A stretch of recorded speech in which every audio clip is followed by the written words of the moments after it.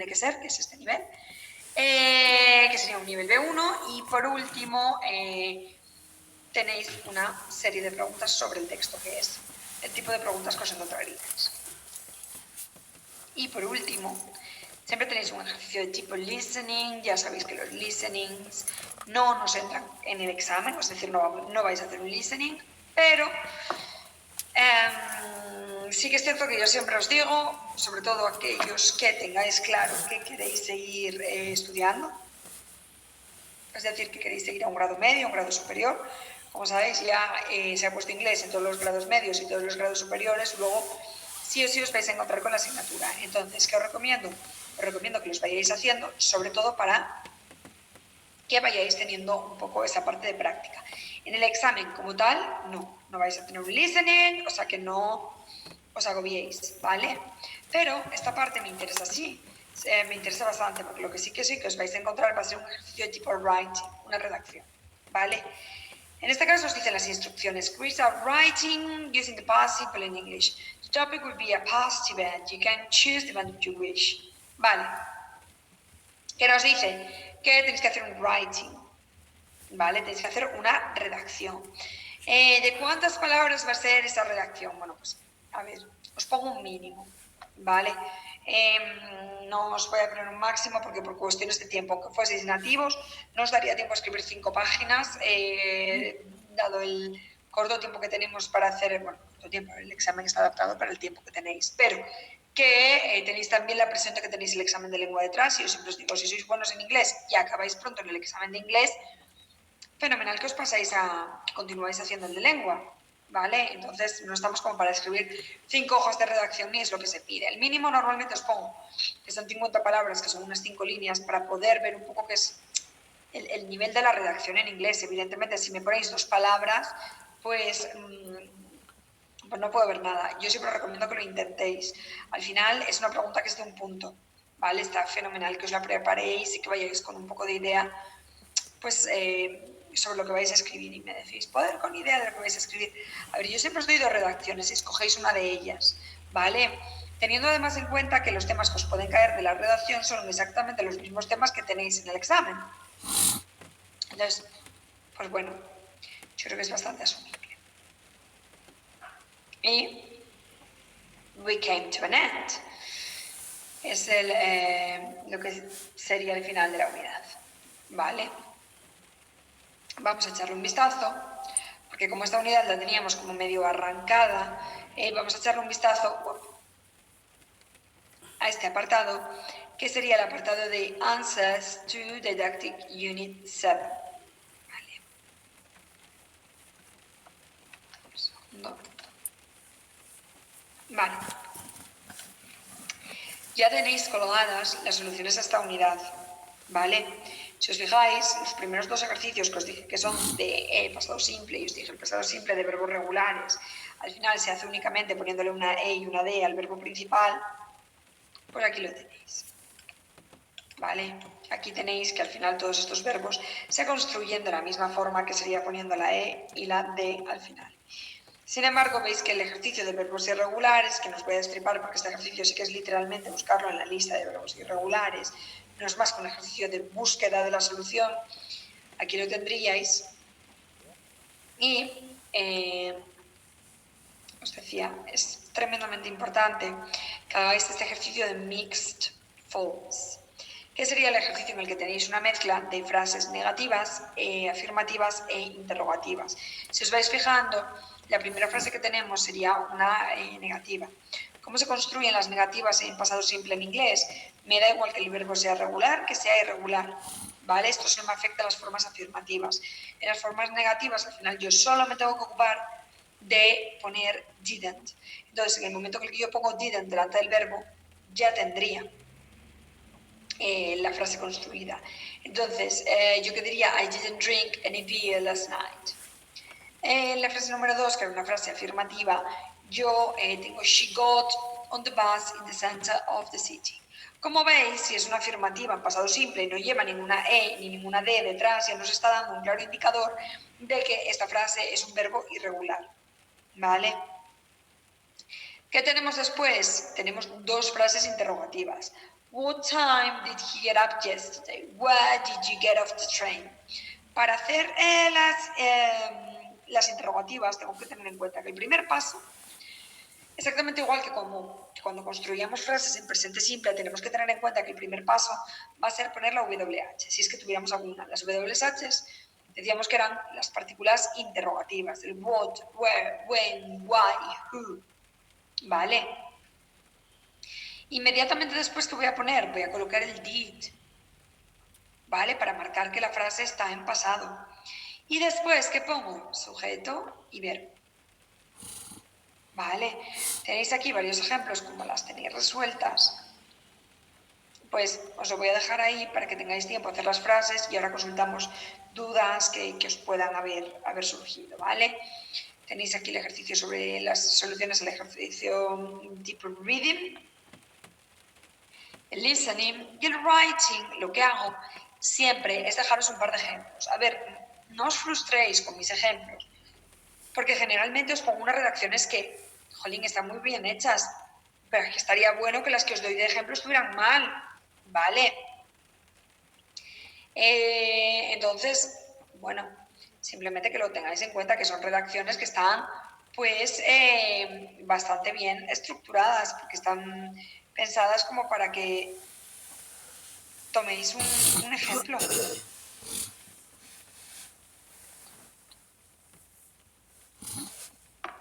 Vale, entonces, con respecto a este tema de inglés, ¿tenéis dudas?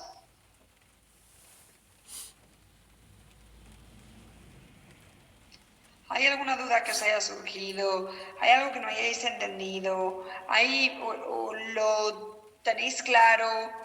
Aquellos que os haya dado tiempo durante esta semana que hemos tenido sin clases y demás, o sea, alguien que le haya dado tiempo a hacer los ejercicios, que tenga alguna duda sobre ellos, comentadme. O sea, ahora sí que literalmente, una vez que os lo he recontado todo un poco, ¿os surge dudas? Surgen dudas sobre esto.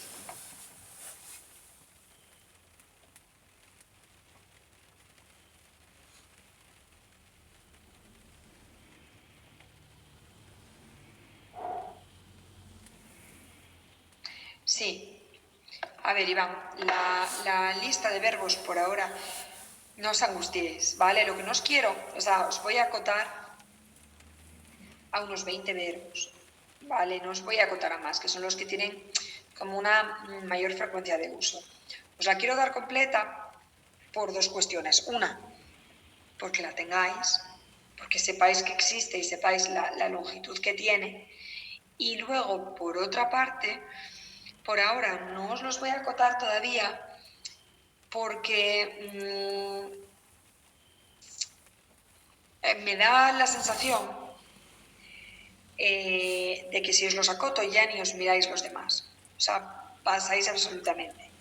Entonces, quedaros con la tranquilidad de que no os vais a tener que aprender esa lista de 5 páginas para el examen. O sea, esa parte tenedla clara, que sobre todo de cara al examen os la voy a acotar. Pero por ahora ir familiarizándoos con ella de cara a las actividades, ¿vale? Porque al final estamos un poco ahí. Vale. Si os fijáis, si alguna vez habéis tenido clases de inglés, o sea, digo que me diréis algunos sí, claro, yo sí. Bueno, hay gente, no sé cuáles son vuestras situaciones, pero hay gente que viene de estudiar francés o de estudiar otras segundas lenguas. Si os fijáis, de aquellos que sí que hayáis estudiado inglés previamente, había una lista, o sea, en todos los libros de inglés siempre aparece en las últimas páginas una lista como de un montón de palabras que generalmente la gente piensa que es un glosario y no, es esta lista de verbos irregulares. Esos 20 que yo os dé, ¿cómo os los vais a tener que aprender? Pues a base de mucha memorización, chicos. O sea, es un ejercicio de pura memoria. Los que memoricéis mejor escribiéndolos en un papel, pues os los tendréis que escribir un montón de veces. Sí, el vocabulario es un tema, ¿eh? Es que el vocabulario solo se adquiere, que muchas veces, o sea, antes se hacían como glosarios de vocabulario y demás.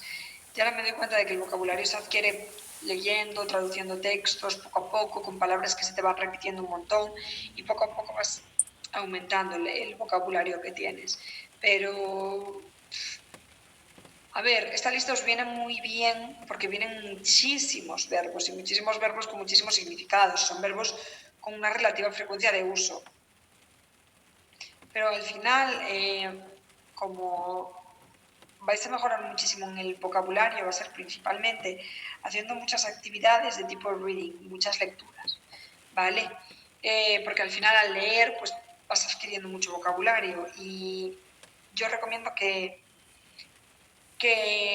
incluso a veces cuando os metéis en internet decís, voy a practicar más el pasado simple, voy a practicar más el presente, que esa parte está muy bien porque la gramática lógicamente hay que conocerla, pero la gramática del inglés ya veis que es sencilla, chicos, que al final no es una gramática, jolín, la gramática del castellano es mucho más compleja, el inglés tiene una gramática sencilla, entonces lógicamente, ¿cuáles son los dos grandes tricks del inglés? Pues la pronunciación por una parte y por otra parte el aumentar el vocabulario, ¿vale? Entonces haced lecturas.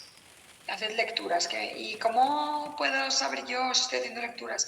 Si ponéis reading, nivel B1, en Google salen muchísimas lecturas, muchísimas. Y es que el mundo de los materiales de inglés está tan explotado que ahora mismo os aparecen muchos recursos que, obviamente también por vuestro examen, pero sobre todo por vuestro desarrollo del conocimiento del idioma. Vale. Bueno, si no tenéis más dudas, vamos a pasar a lengua. Si las tenéis, me vais parando.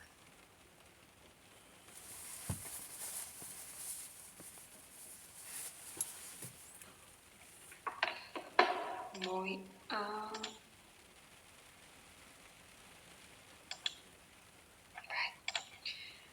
Un segundito, que voy a abrir el aula virtual de lengua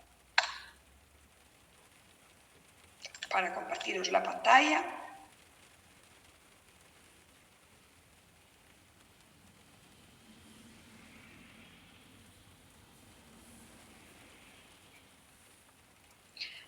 Voy a dejaros ya disponibles las respuestas de la unidad 7.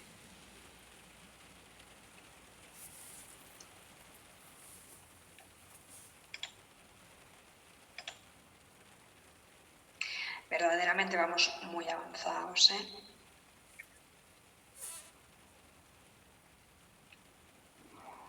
Fijaros que hemos perdido ahí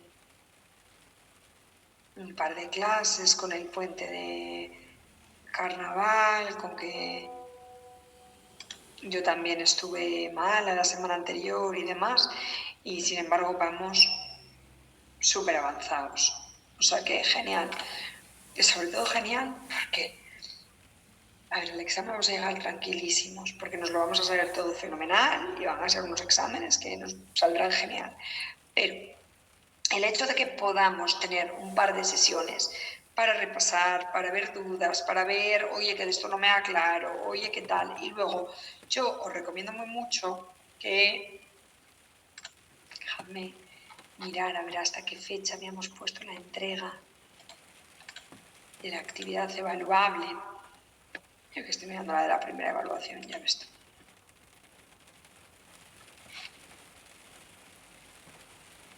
Hasta el 30 de marzo, que tenéis todavía 20 días para hacer la actividad. Y yo os recomiendo de verdad que las hagáis.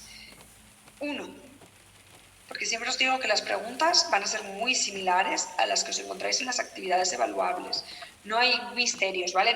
No me voy a inventar unas preguntas que nunca hayáis visto, no, van a ser muy similares. Luego os vienen muy bien estas tareas evaluables de cara a hacer un poco de práctica para el examen. Eso en primer lugar. Y luego, en segundo lugar, ahí sí se puede, pero os viene muy bien porque os da un porcentaje en la nota. Que haceros la de la segunda evaluación, si ya lo habéis hecho, genial. Si no lo habéis hecho, estáis a tiempo de hacerlas, por favor, intentadlo.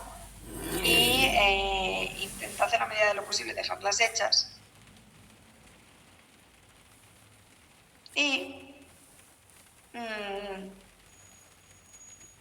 ¿qué más os iba a decir yo? Si alguien no ha hecho la tarea evaluable de la primera evaluación, ya sabéis que no os la voy a tener en cuenta como para la nota, porque estamos ya fuera del plazo, pero que os viene bien de cara a la práctica del examen, de verdad. Que cuando os pongáis a repasar para el examen, fijaros mucho en las preguntas que os he hecho, en las tareas evaluables, tanto de inglés como de lengua. Entonces, voy a compartiros mi pantalla por aquí. Y vamos a ver. Pregúntale sobre ese tubo que fueron a poner los de las tuberías. ¿A dónde Te está estaba puesto y diciendo, dónde está hermano, que si colocado? tienes Telegram para mandártelo por ahí.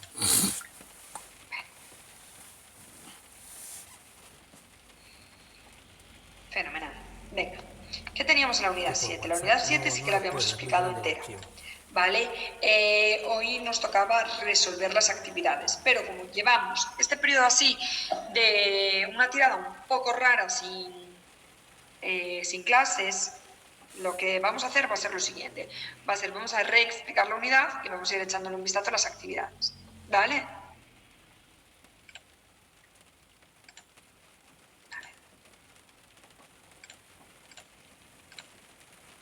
Genial. Estáis viendo la unidad 7, ¿verdad? Sí.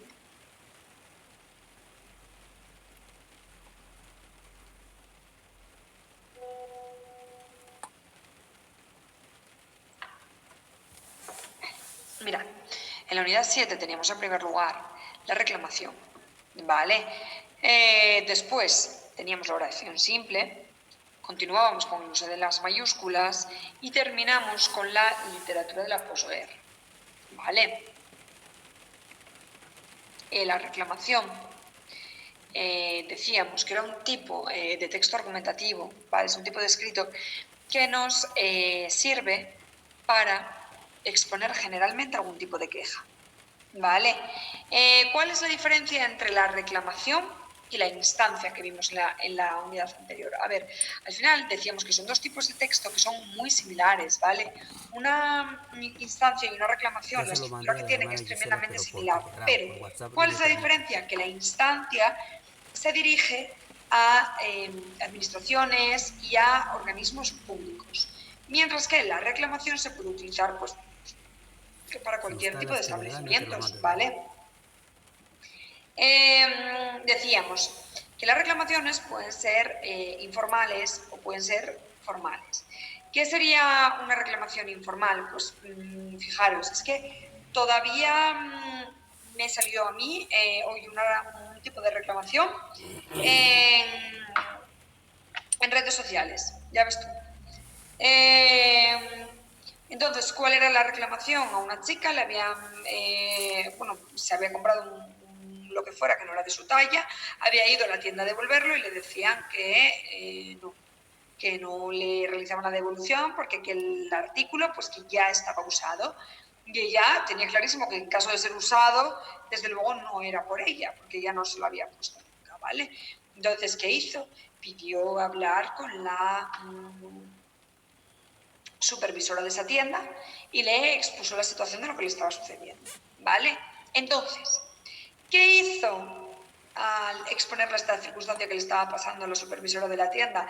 Estaba presentándole una reclamación informal, ¿vale? ¿Por qué? Porque es una reclamación de tipo oral. Estas reclamaciones no tienen ningún tipo de validez, al final no tienen mayor validez que no sea tu descontento con la circunstancia y se pueden hacer en persona o por teléfono. ¿Cómo se deben de hacer las reclamaciones que queremos que prosperen? Escritas, ¿vale? El papel es el papel. Y el papel no desaparece, ni cambia palabras, ni modifica informaciones. Lo que está escrito se queda escrito. Entonces, las reclamaciones que son, pues cuando son formales, ¿cómo son o cómo se tienen que estructurar? Pues siempre vamos a tener que seguir esa estructura. Vamos a tener que explicar, en primer lugar, a quién va dirigida la reclamación. Punto importantísimo. ¿Para qué? Para que esa reclamación llegue a quien le tiene que llegar. En segundo lugar, que tengo que dejar claro qué es lo que estoy reclamando. Tengo que explicar de una forma muy clara, muy directa y muy sencilla lo que me ha sucedido. En tercer lugar, ¿qué tengo que poner? Tengo que dejar claro la tercera parte, que es la solución que yo pido. Fijaros aquí un ejemplo que teníamos que nos dicen: Almudena y Marta no dan crédito. Después de estar todo el año ahorrando para pasar las vacaciones en Grecia, el viaje fue todo lo contrario de lo que les prometieron en la agencia de viajes. Almudena acudió al establecimiento para quejarse personalmente, pero no le hicieron mucho caso. Ha redactado esta queja para reclamar una indemnización. En primer lugar, ¿qué incluye? ¿A quién se está dirigiendo? En este caso, Viajes Volare, la dirección de donde está esta agencia de viajes en cuestión y la fecha. En las reclamaciones siempre se pone la fecha, porque si yo recibo una reclamación sin fecha, yo qué sé si esa reclamación es de hace 6 meses o de ayer por la tarde. ¿Vale? A continuación, lo que hace es explicar de forma clara y concisa la situación. ¿Cuál es la situación? Que el pasado mes de julio se fue a Grecia. Que se les ofreció una serie de ventajas, pero que desgraciadamente cuando llegaron allí, esa serie de ventajas que les habían prometido habían sido totalmente diferentes. ¿Cuál es la consecuencia? Pues que reclaman daños y perjuicios. ¿Qué se suele incluir en las reclamaciones? Una frase, un final tipo este: espero su respuesta comunicándole que si en un plazo prudente no se produce, iniciaré otro tipo de gestión. Se amenaza un poco pues, con estas vías un poco más legales, ¿vale? Yo nunca dejaría una reclamación con con la tipificación de si en un plazo prudente, no. Yo pondría, si en un plazo de 15 días yo no recibo una respuesta, pues emprendería acciones legales, si en un plazo de etc. ¿Vale?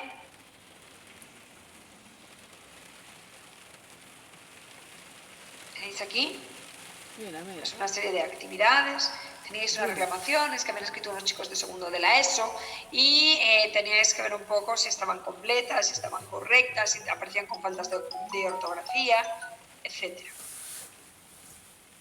E inmediatamente después, una vez visto el punto de la reclamación, que yo creo que es un punto que, por suerte, tenemos todos bastante claro, porque desgraciadamente yo creo que a todos nos ha tocado hacer algún tipo de reclamación a lo largo de nuestra vida, y a quien no le haya tocado, le tocará.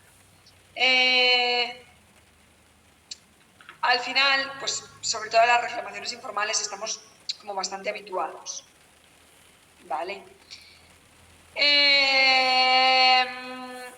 Entonces, uno de los grandes puntos que yo siempre os digo, que para algunos es lo mejor de lengua y para otros es lo peor de lengua, es el apartado de la sintaxis. La sintaxis es el famosísimo análisis de oraciones de lengua del que hablamos habitualmente, ¿vale? Entonces, empezamos desde el principio, que es la parte buena, que quien no sepa nada de análisis de oraciones, como vimos el otro día los sintagmas, ahora básicamente lo que nos vamos a centrar va a ser en ver la oración simple. La oración simple es el inicio, ¿vale? La tenéis que tener clara para poder luego continuar el estudio de la oración compuesta y coordinada, que iremos viendo en las unidades posteriores. Entonces, decíamos, ¿cuál es la definición de una oración simple? A ver, una oración simple siempre va a tener lo siguiente. Siempre va a constar de 2 pausas, en el principio y una al final. Todas las oraciones tienen principio y tienen fin. Tienen sentido completo. Tienen un sujeto y un predicado.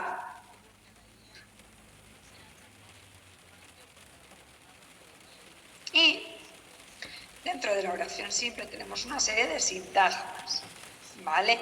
Que los sintagmas ya los estudiamos en la unidad anterior. Decíamos que existe un sintagma nominal, adjetival, adverbial, preposicional y un sintagma verbal.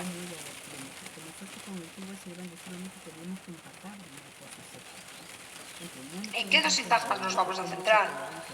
Nos vamos a centrar en el sintagma nominal y en el sintagma verbal. ¿Por qué? Porque el núcleo del sintagma nominal va a ser el sustantivo y el núcleo del sintagma verbal va a ser el verbo. Por tanto, en toda frase nos vamos a encontrar con un sintagma nominal o sujeto y con un sintagma verbal o predicado, ¿vale? Entonces, a partir de ahora, les llamaremos al sintagma nominal sujeto y al sintagma verbal predicado. Y nos dice, ¿cómo podemos identificar el sujeto de una oración? Mirad,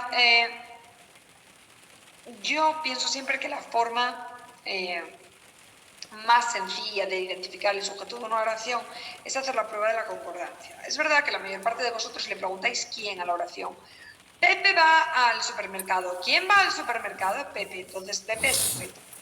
Yo creo que se ve mucho más fácil haciendo la prueba de la concordancia. Es decir, si tenemos la frase en singular y la pasamos al plural, lo que tenemos, la parte de la oración que cambiamos de singular a plural a la vez que el verbo, va a estar siempre el sujeto. Es decir, si yo digo Pepe va al campo, yo digo, no, voy a poner la frase en plural. Fenomenal. Tengo que poner van. ¿Qué estoy forzada a modificar? El sujeto, porque siempre existe una concordancia entre sujeto y predicado. Entonces yo no puedo decir Pepe van al campo. Tengo que decir Pepe y Pepa van al campo. De todas formas, yo creo que el sujeto de una oración, todos a nuestra manera, sabemos identificarlo. ¿No? ¿Sabéis identificar un sujeto?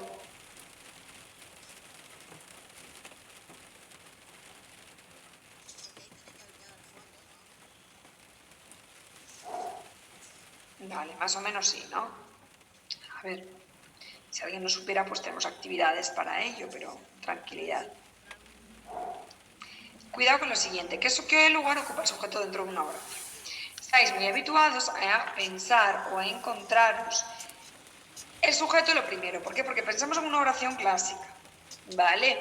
Siempre pensamos en oraciones pues tipo las que os acabo de poner, Pepe va al campo. Entonces son oraciones en las que aparece un sujeto al inicio de la oración. Cuidado, que no siempre es así. Y el orden, como os dice aquí, del sujeto en español no es fijo. ¿Suele aparecer al inicio? Sí. ¿Tiene por qué aparecer exclusivamente al inicio? No, fijaros. Estaban haciendo mucho ruido los vecinos del piso de arriba. Si hacéis la prueba del quién.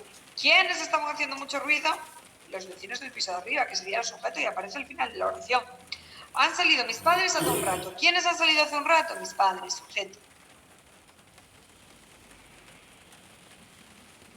Entonces, vamos a analizar un par de cosas con respecto a los sujetos, ¿vale? Como decimos, el sujeto no siempre tiene por qué aparecer al inicio de la oración, puede aparecer en mitad de la oración o puede aparecer al final de la oración, pero también hay que tener en cuenta que tenemos distintos tipos de sujeto. ¿Qué quiere decir esto? Que el sujeto no siempre tiene por qué aparecer allí. Chicos, por ejemplo, si yo digo, vamos de excursión el lunes, yo ahí no estoy poniendo el sujeto y no tengo por qué ponerlo, ¿vale? Entonces, ¿con qué me encuentro? Con un sujeto omitido, el primer tipo de sujeto que me aparece aquí. ¿Y qué nos dice? Algunas veces el sujeto de la oración no está escrito, pero podemos reconocerlo y podemos ver que existe un sujeto, ¿vale? ¿Cómo vemos cuál es el sujeto? Por la concordancia verbal, por el verbo de la oración, ¿vale? Si yo digo vamos al circo el viernes, yo sé que vamos lleva como pronombre personal nosotros. ¿Por qué? Porque cuando yo me estudio la lista de los verbos en la famosísima y fantástica lista de los verbos, me estudio que vamos va con nosotros, ¿vale? ¿Qué más situaciones tengo yo? Bueno, a veces se le llama omitido, a veces también se le llama sujeto elíptico, ¿vale? Que lo tengáis en cuenta. ¿Con qué más me voy a encontrar? Voy a tener oraciones que no tienen sujeto. ¿Qué quiere decir esto? Es que hay oraciones que no lo tienen, porque no está ahí, porque no es obligatorio que exista un sujeto. Puede haberlo y genial, o puede no haberlo, ¿vale? Fijaros aquí estas oraciones que tenemos sin sujeto, a las que vamos a llamar a partir de ahora oraciones impersonales. Y nos dice, las hay de tres tipos. Cuando las oraciones nos hablan de fenómenos meteorológicos. Los domingos anochece, en invierno anochece a las 6 de la tarde. No hay un sujeto en esa oración. ¿Vale? Anochece, ¿quién anochece? Pues nada. Llueve muchísimo. No hay sujeto. Nos aparece el verbo llover, que nos habla de un fenómeno meteorológico, y ya estaríamos. ¿Vale? ¿Qué otro tipo de oraciones tenemos que no tienen sujeto? Las que llevan el pronombre se.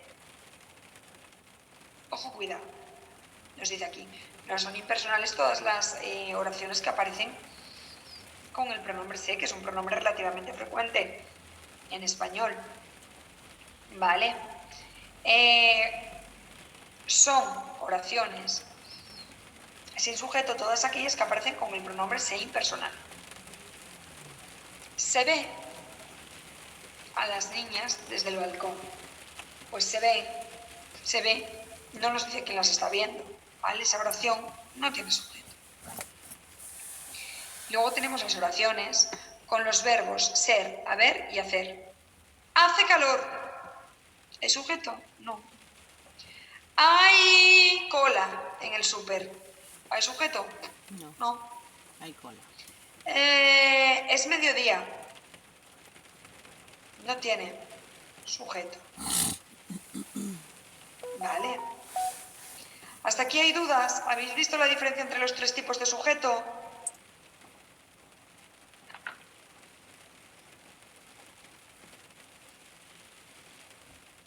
Mirad que vamos a pasar el predicado y quiero que tengáis primero el sujeto claro. Vale, fenomenal.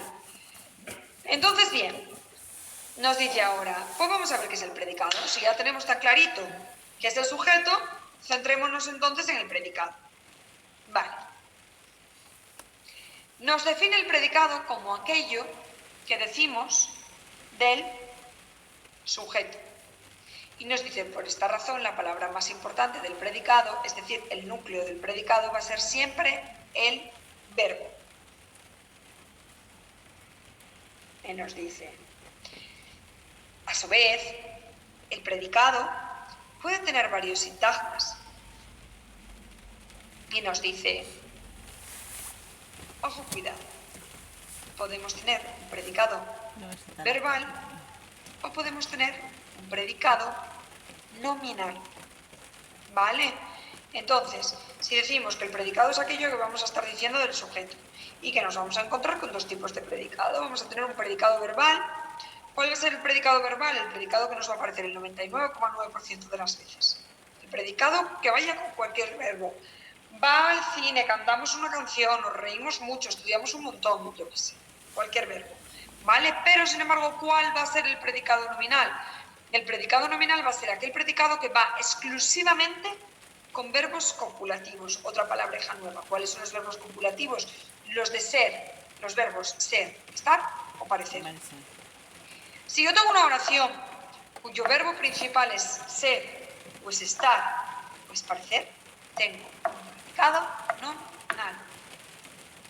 Si tengo una oración con un predicado cuyo núcleo, es decir, cuyo verbo principal sea cualquier otro verbo que no sea ni ser, ni estar, ni parecer, tendré entonces un predicado verbal.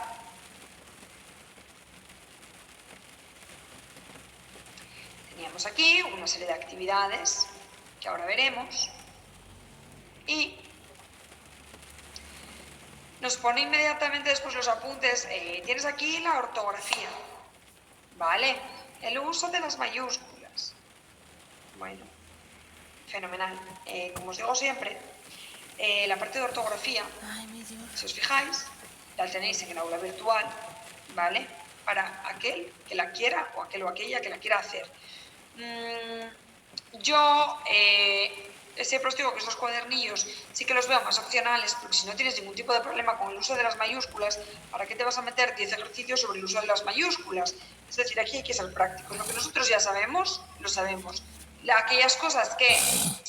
Me refiero porque la ortografía hay gente que la tiene tremendamente depurada, ¿vale? Hay gente que no comete errores ortográficos, que no, ¿vale? Que pone todas sus tildes, todas sus Bs y sus Vs donde van y todas sus mayúsculas donde van. Entonces no vamos tampoco a perder el tiempo. Entonces, aquellos que necesitéis que seáis conscientes de que no tenéis mucho control sobre el uso de las mayúsculas, pues aquí tenéis el cuadernillo. Y por último, tenemos la poesía de la posguerra.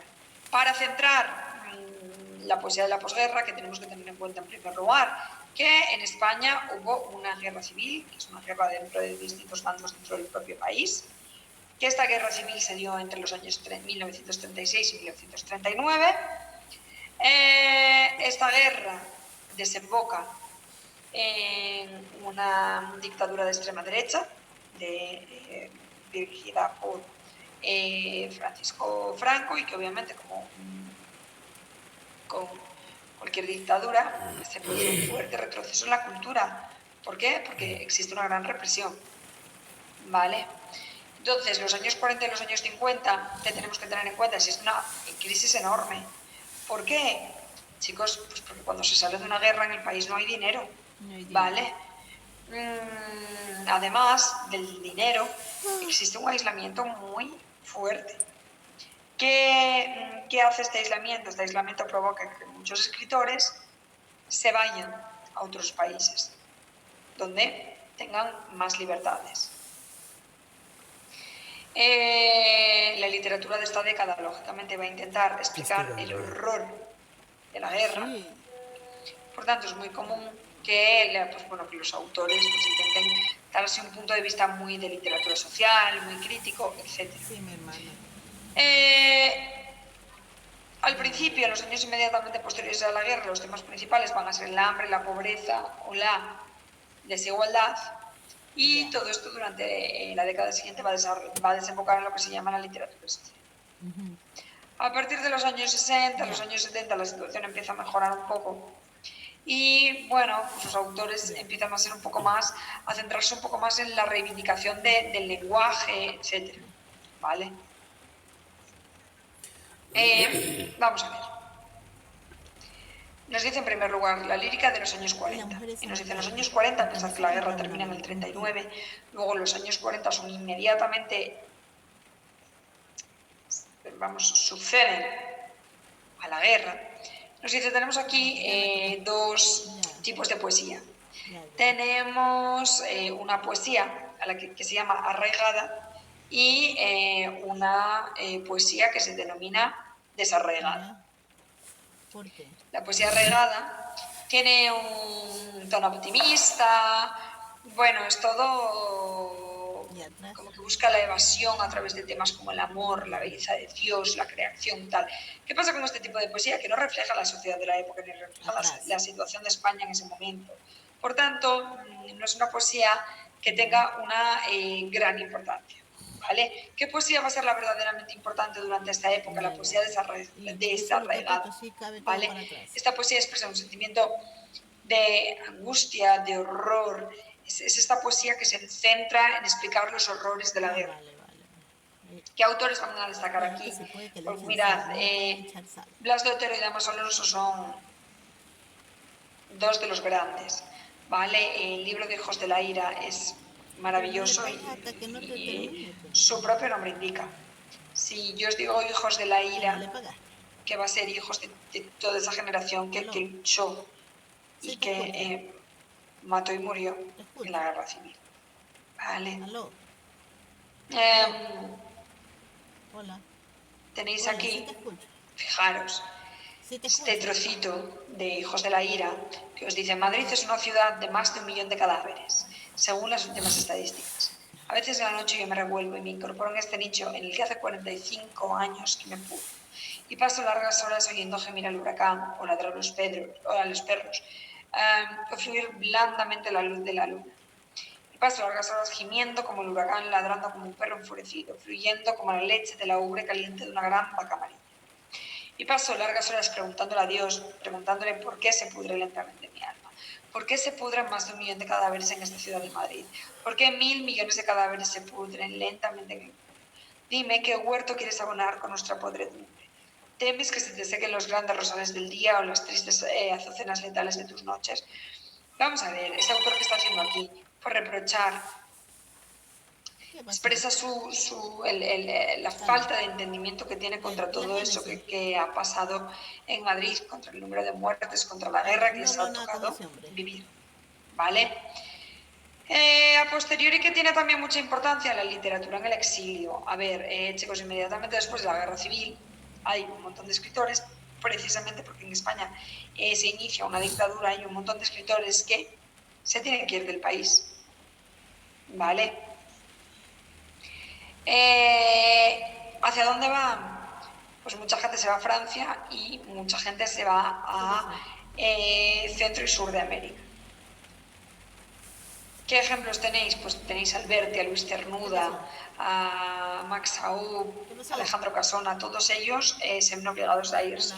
Cuando tú escribes cuando te has visto forzado a irte de tu hogar por cuestiones tan ajenas a ti como pueden ser una guerra o una inestabilidad política o una dictadura, ¿qué tipo de literatura creéis que van a escribir estos autores?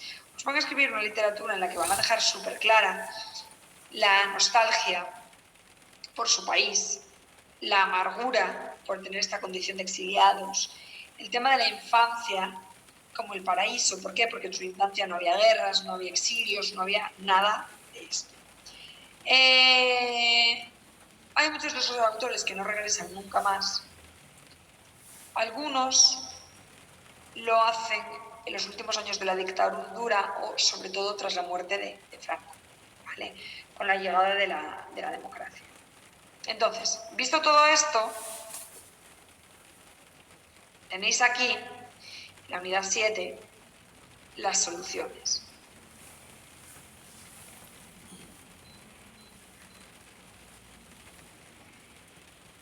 ¿Os dio tiempo a hacer estas actividades?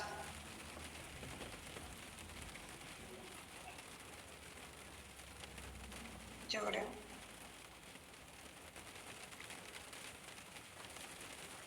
Bueno. Vamos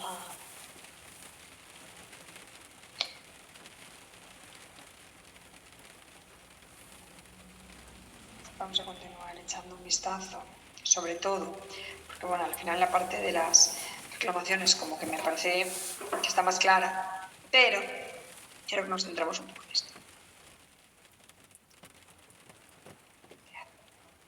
En esta parte. Nos dice, de estas oraciones, dime de todas estas oraciones que tenéis aquí, ¿cuál sería el sujeto? Fijaros, si yo digo todos los días desayuno café con leche, yo sé que ahí es un sujeto omitido. ¿Por qué? Porque yo sé que la frase, si le pusiéramos un sujeto, sería yo todos los días desayuno café con leche.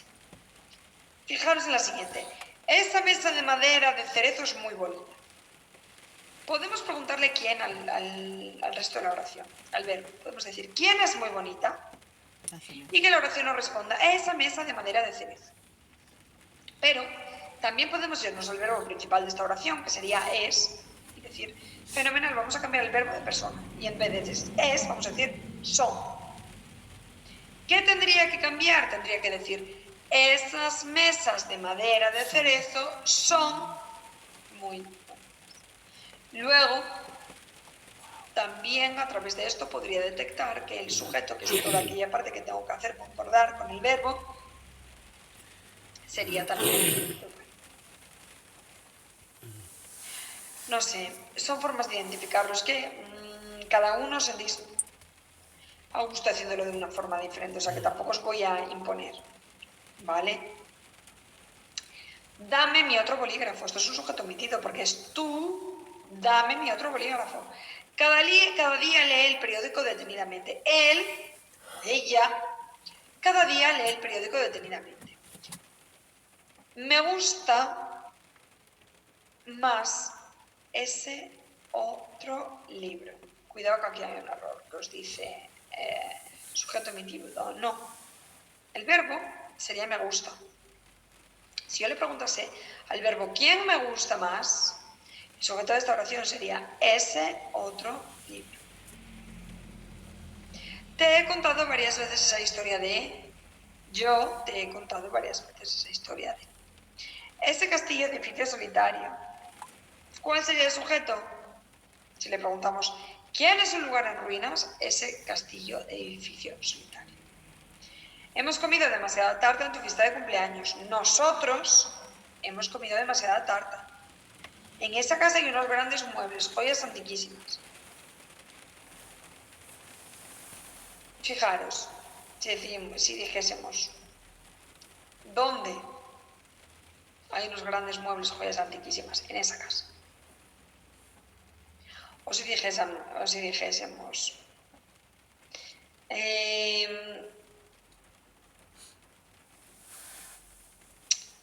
hay... O sea, si lo pasas al singular, vaya. Estas manzanas tan maduras, frutas sabrosísimas, fueron compradas por mi madre en el mercado. Pues yo creo que más o menos se van viendo, ¿vale? Yo creo que los sujetos, más o menos, ¿los veis? Uy, aquí no sé. Estoy proyectando las soluciones.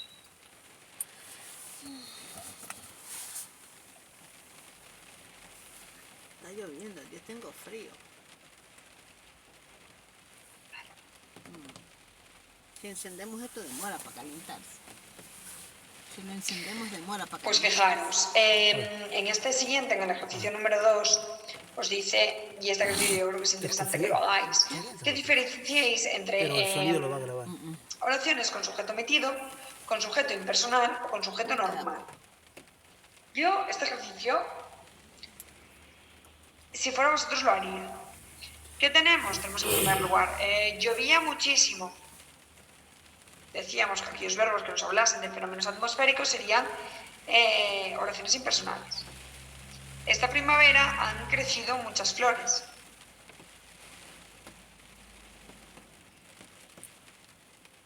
Impersonal. Tendríais ahí nuevamente otra oración impersonal. Si dice en verano oscurece muy tarde, nuevamente lo mismo que en las anteriores. Un vestido nuevo es lo que voy a pedir por mi cumpleaños. Si yo le pregunto la frase, ¿qué es lo que voy a pedir por mi cumpleaños? La frase me da el sujeto, que sería un vestido nuevo. Se vive bien en esta ciudad. Si yo tengo un se delante de la oración, ya me está dando un claro ahí indicador de que se puede tratar de una oración con se impersonal. Yo a estas oraciones recomiendo que las hagáis. Sobre todo,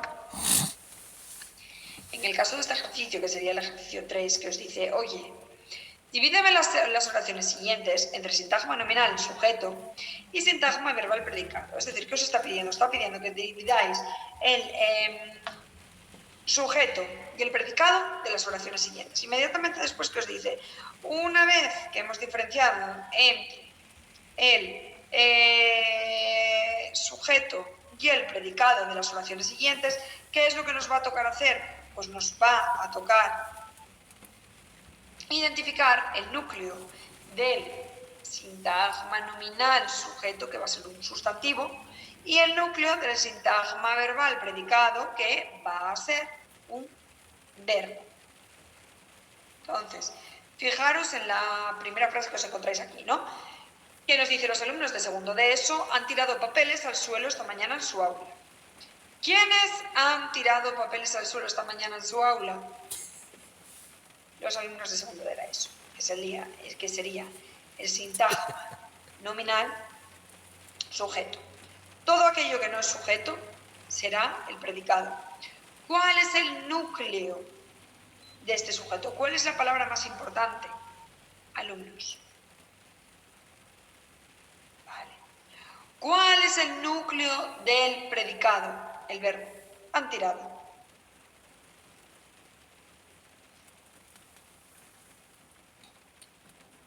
Y así.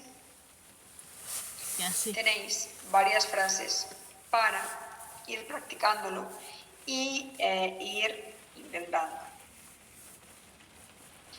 ¿Tenemos dudas hasta aquí?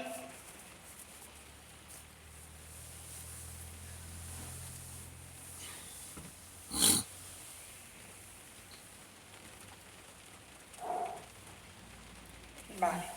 Lili. Chicos, entonces, No se ha puesto hoy día la Carla. vamos a dejarlo hasta aquí, ¿vale? Tarea. ¿Qué tenemos de tarea? En primer lugar, o sea, por una parte, aquellos que no hayáis hecho la tarea evaluable, poneros a hacerlo. Lo más importante, ¿vale? Punto número 2. Quien no haya practicado estas actividades de los sujetos, que las practique, ¿vale? Cuando empecemos a clase la semana que viene, a pesar de que comenzaremos la siguiente unidad previsiblemente, sí, vamos a dejar un espacio de tiempo para dudas, ¿vale? Para si alguien de repente no, como estas semanas han sido un poco raras, para ver si alguien no le había dado tiempo a corregirlo y de repente se ha puesto a corregirlo y le surgen dudas. Fenomenal, pues lo volveremos a corregir y ya explicaremos las unidades 8. ¿Vale? ¿Tenéis más dudas? ¿Tenéis algo que os preocupe? ¿Algo que me queráis comentar antes de que finalicemos la clase?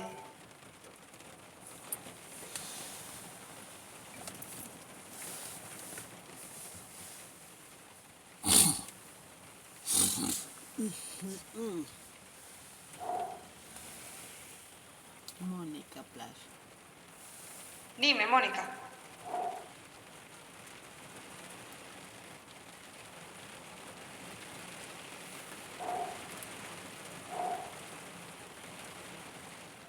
Los verbos de inglés.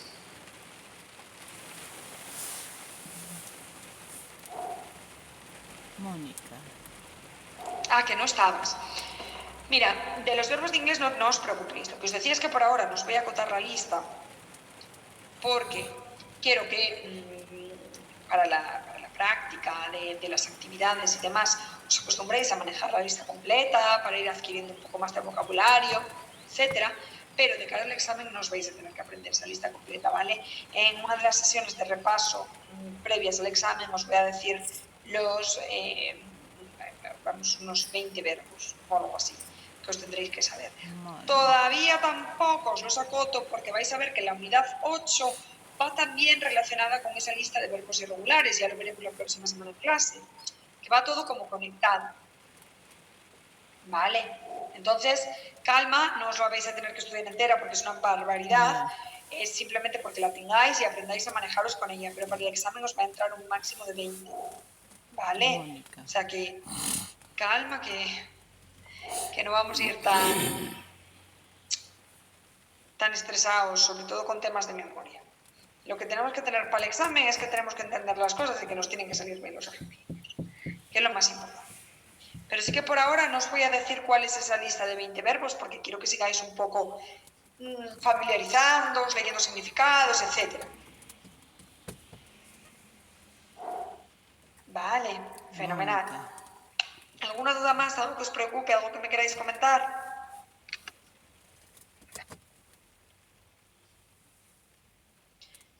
Vale, pues entonces nos vemos el próximo lunes con las unidades 8 de lengua y de inglés. ¿Vale? Por favor, centraros en las tareas evaluables, que las tenéis subidas en el aula virtual.